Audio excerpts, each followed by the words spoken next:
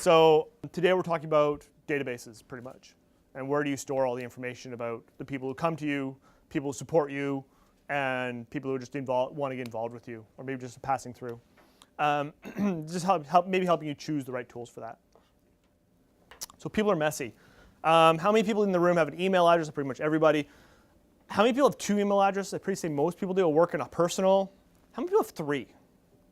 People have a lot of email addresses. And there's not a database out there, well, there are a couple, but most databases out there don't give you room for 10 email addresses for people. And the other thing is, if you did have 10 email addresses for them, why the heck would you email them 10 copies of your thing? Really, they want you to email them on 1. And so just because you can collect information about people doesn't mean you should. And the thing is, you want the right piece of information, the right email address that will get to them and communicate with you, or communicate with them effectively. They'll read it, maybe 2 if they come to you in different ways. And then there's physical address versus mailing address. That's depending on if you need it. Nature of the relationship. This is what probably makes people messy to start. You in your day wear probably 2 different hats. The hat you wake up in the morning with, which is you as a person. You go to bed with the same hat. You're this person. Maybe you don't wear a physical hat. The second one is you at work. And so me as an individual, I could be coming to a nonprofit and saying, I want to support you as a nonprofit, as me as a person, or maybe me as a consultant is coming to you and saying, hey, I'm going to work with you. Those are 2 different people. And sometimes organizations try to mash them into one contact record. And this messiness often leads to overcrowded data. How many people have run stuff on Excel and they've lost track of how many Excel sheets, and you've got Excel sheets and your coworkers got different Excel sheets, and they've just sort of, everything's everywhere. And so if you're going to decide to go to a database, one of the challenging jobs is prying these Excel sheets out of people's hands. And then the next thing is giving to some poor individual like myself to compile them all into one and get them all decimated out. And so how many people use Excel in their daily work? Let's say most people, yeah, exactly. A lot of people look at databases because Excel has gotten unmanageable. Or their Google contacts have gone crazy. Or if you're like some people, you actually have a Rolodex, a Google contact set, or a mail contact set, and Excel sheets, and then some other piece of paper someone's handed you, like petitions. And you really got to track and figure out where all this goes. So we can hopefully uncrowd you. There's a lot of products out there. Just you've decided, you know what, I got my people down, I know I need people, I know I got messy data, we need to clean it up. Where the heck do I go with it? I'll use this one. So there are solutions out there. Some of them I've actually talked to. I was talking with Kyle about this one, possibly like Salesforce. It's an example of a database out there that works, that lives in the cloud, so you don't have to worry about scaling and uptime and stuff, and it works well. But if you decide, you know what, I need a local solution in my server, in my office, CVCRM is an example of something like that. But then there's a whole bunch of other choices out there, and all the different things that plug into them. Well, who does your thing do mail? Oh no, I need to go and talk to MailChimp to get mailing, or vertical response for that. When you're actually deciding, I'm going to do a database with people, we're going to approach this thing, you have to ask yourself these 3 things. Probably more, but at least 3. Legally, what legal laws constrain me from doing things? There are privacy laws in Canada, and for a very small segment of the world, of the nonprofits, you actually can't use cloud computing, which can be a challenge. And we'll go through those, but very, very small nugget. But I do bring it up because some people have talked to me about that. Socially, can you have social license from your supporters to collect the information you are and to store it where you maybe want to store it?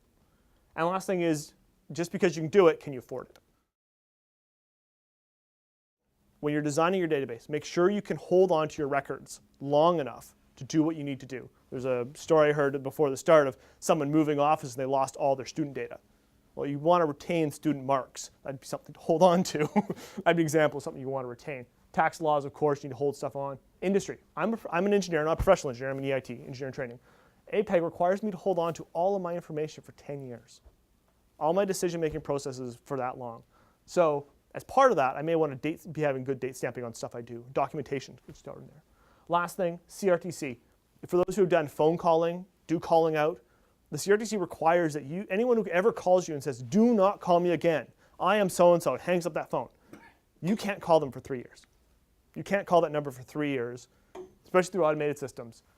And you have 31 days to make sure that number's deactivated on all your lists. So you don't just, some people say, oh, the person will call me, fine, I'll delete the phone number off my list. No, you can't delete it. You have to keep it and make sure you don't call it for 3 years. It's not that you forget it and then it comes back in later. And then the thing about 31 days is maybe you've taken that out of your database and put it on your Excel sheet. You got to go through and make sure they're not calling that she doesn't hand off to a contractor or a volunteer to go call out. You make sure you don't call those people. So those are some examples of some of the stuff you start tracking in it, legal consides things. Social license. If you are a group all about privacy and all about keeping your information about people from the big organizations, and you go and you shove it on a cloud in the US, your supporters might not like you. Secondly, if you are doing civil disobedience, you're just like this big protesting group, and you go and make a list of all your supporters and put it on the computer somewhere, your supporters might not like you. Those are some extreme examples, but another one is people at risk. If you're working with people who are very vulnerable and at risk, what information do you want to hold from them? Do you have social license to put that somewhere? Make sure it doesn't go up on a website. Make sure it doesn't even go near your website. Those are the type of things you got to think of. You may legally be allowed to do it, but should you to protect your people inside? Last thing, technical. Pretty much, if you can do it, you can think of it, you can do it. It gets expensive. Some stuff out there may be cheap to get. One example, if you're a charity, Salesforce Foundation will give you a 10 license package of an enterprise level Salesforce for free. You apply with it, you go through the paperwork, 10 licenses for free of Salesforce. Great, you got it, you're going to use this Salesforce. How much is it going to cost you to get someone to come in and customize it? $100 to $200 an hour. Can your organization going to have a budget? Because the database is a living thing. You're going to want to update and modify it. As your organization changes, it needs to change with you. And so you're going to want to hold on. You're going to have to keep some budget for the hours you're going to need to update that database over the year. Can you afford that? Or do you need a cheaper solution that you can be done with internal technology, internal knowledge, or basically has got almost minimal customization, you're just going to use it as you need to. And so that's some of the things you got to think about. That expenses of maintenance is a big thing. Last thing, think of the total cost when you're looking at these. Not only the cost to create it, to operate it and maintain it. What about migration costs? What's it going to take? Because this database is going to expire. You're going to change as an organization. 5 to 10 years from now, you're going to move on to the next thing. How much is it going to take to take your data out of that and put it into the new thing and get it out so you can put it into the new one? Can you? Make sure it's doable, because you want to make sure moving forward you have that ability to go through everything. You haven't pigeonholed yourself into one database you can never get your data out of because there's no export process for it. So you decide you're doing a database, got it all done legally, know you got a budget. What are the pieces of it?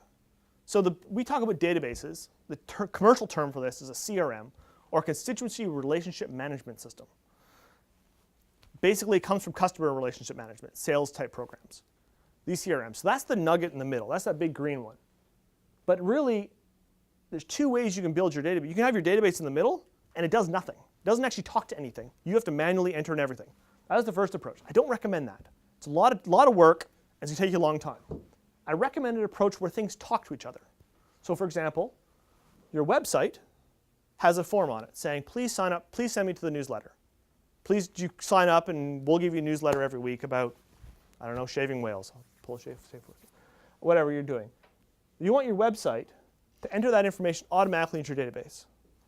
And then your mailer program will automatically pick up that email address and mail it out with the next email going out.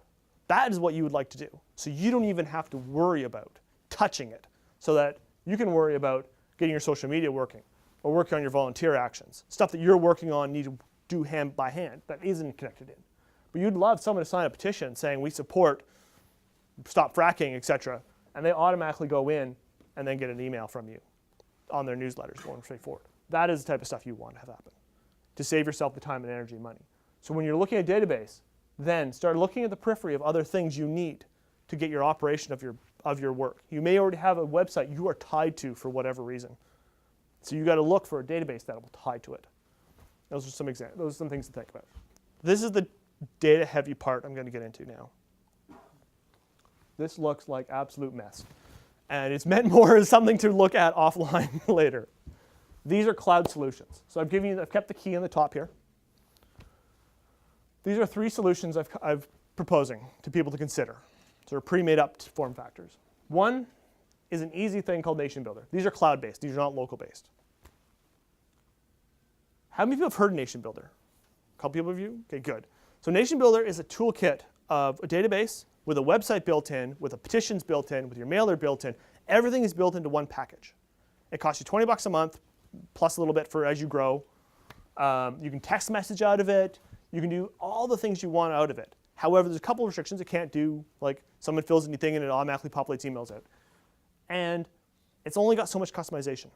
You can't fully customize and do every little tidbit you want with it, but it's pretty good. And it's good for most organizations to start at, especially if you're an exception organization. So Lead Now is an example of a group that's using a product called Engaging Networks. It's more advanced. It's sort of like moving up a couple steps from Nation Builder. It's, again, half of its own stuff. It's got its own hooks in there for petitions, and it's on its own package for that. It's got its own package for mailing and social media integration. Sort of got a couple things put in, and not all. Yes? What's a hook? Hook, sorry, thank you. This is a good example. So someone goes to your Facebook page and posts something on your Facebook page. You want to have that person automatically added into your database. Or they go on Twitter. We've got Twitter going on tonight. If you, not my personal hashtag, but if you tweeted to my business, Popular Change, it would have pulled you, tossed you in my database, and told me to call you tomorrow. Because you're a prospect for someone I should talk to as business, because you're interested somehow in Popular Change. And that is the type of stuff that goes on in my Nation Builder site. Now, Engaging Networks has similar things. It's half built out with these modules, very advanced ones. You can do very good advocacy campaigns with it. Doesn't have everything, doesn't come with a website. You've got to choose your own website. Goes into most. And the last one I'll touch on there is Salesforce. So that's the one I talked about earlier, where you get a charitable license for it. And with it, you can tie into a lot of different things. It is an enterprise level product. Big companies use this. But with that comes charges and costs. So for example, if you want it to go through all your database of 200,000 people that are in there and match out the social media attachments, so find them in Twitter and Facebook, it's only about a couple grand a month, $3,000 a month-ish, which probably about the reach of most people. It's like, oh yeah, I'll put that on the database. Cost seed is probably a big cost for you. Same thing applies to local. I'll go through these a little quicker. I mentioned CiviCRM. So this first solution is CiviCRM with Drupal. Comes with CiviMail web forms. This is an open source solution set. This is the nice thing about a local program. If you have a local thing sitting on a box in your office, you can put whatever you want on it. And this is a fully open source solution set. Drupal is a PHP based, and so is CiviCRM. Going into a more personalized system, Access. Go to lovely Access databases. You can tie it into your websites if you want, and do external media with it. Again, there are solutions out there for both those who need the thing in their office as well as the cloud. I do recommend cloud computing for a lot of people. I'd recommend you keep your own internal private. Like your finances are still locally done. Like you still have your QuickBooks or whatever locally hosted, so because you have access to it, you don't ever lose that. So I don't even use, even like spreadsheets now, it's all done on the web because we use Google Docs for a lot of stuff in our office, because that way I can share it with the client, and the client can see me going through the Google Doc and can update it at the same time I'm updating it, different parts of it. And it's a great way of sharing and pushing information out now.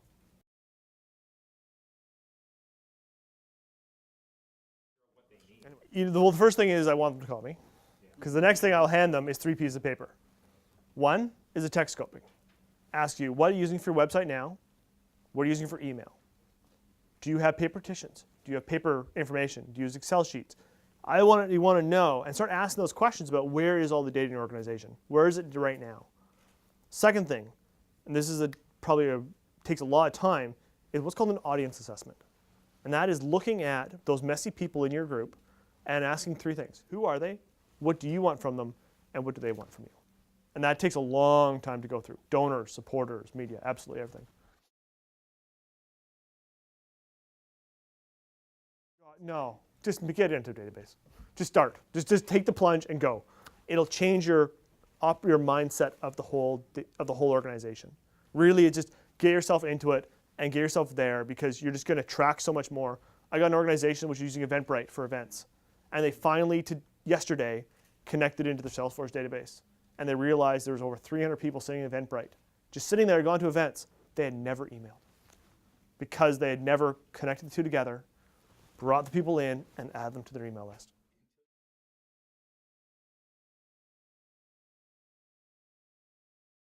I'll give you a process flow for the Nation Builder can provide. I'm not saying Action Network can't. Just I know the nation builder process for it is someone signs up and says, I want to do something, help me out. Automatically, that person you can mark it for a follow-up. And there'll be a reminder will show up when you log in saying these 5 people have asked for something and you should follow up with this type of, they're looking for volunteer work, they're looking for help you out, they're looking for organizing work, something like that. You can pre-tag them with what it does and it'll tell you right away this person looks at it. So you can go in, look at that contact record and say, this person signed up on this page, and then automatically you set them up to remind something. And you can do the point person as well, which is, it won't, if it's a volunteer page they've signed up or they've signed up for volunteering, your volunteer organizer will be told to follow up, not your donation manager. Or if someone's donated money to you, your donation manager will automatically be told to follow up and not your organizer, not your other groups. And so it helps you segment that out. Now that's a powerful tool. And Salesforce does it. I'm pretty sure Action Networks probably have something very similar to that to help you sort of that dealing of cards. As they come in, it'll do the dealing for you rather than you having to deal them out yourself. At least take that first level up, peel it off. Cool. So everyone thank our wonderful speaker.